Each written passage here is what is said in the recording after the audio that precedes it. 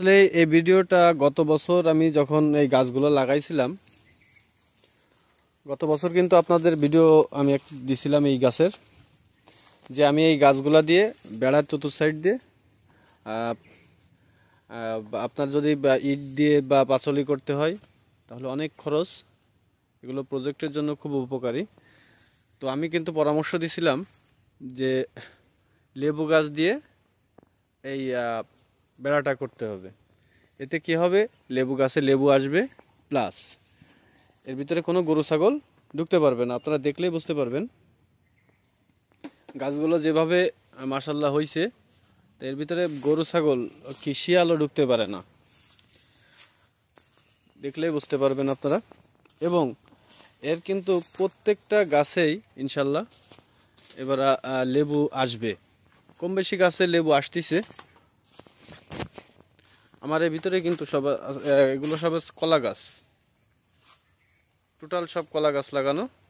এবং এই কলা গাছ যে বাগানের চতুর্থ সাইড দিয়ে এই গাছগুলো লাগানো।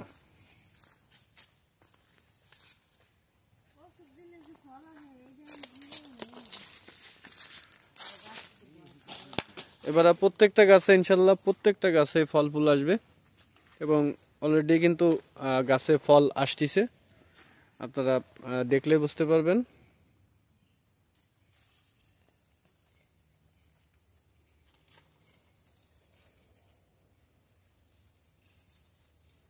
মাশাআল্লাহ, এটার বৈশিষ্ট্যই এমন, এই যে ফল আসতেছে। এটা কিন্তু মাত্র 2 বছর বয়স এই গাছগুলার। চতুর্থ সাইড দিয়ে দেখেন একটা ছাগল গরু কিছুই ঢুকতে পারবে না।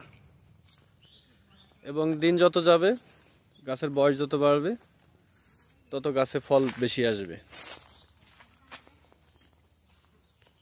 চতুর্থ সাইড থেকে এই যে এইভাবে বেড়া দেয়া।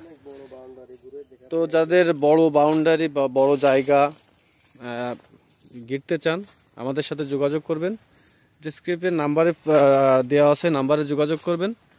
আমরা সবসময় চেষ্টা করি সুন্দরভাবে কাজ করার। এটা কিন্তু আমি এই প্রজেক্টটার সাথে গত 3 বছর ধরে রানিং জড়িত আছি।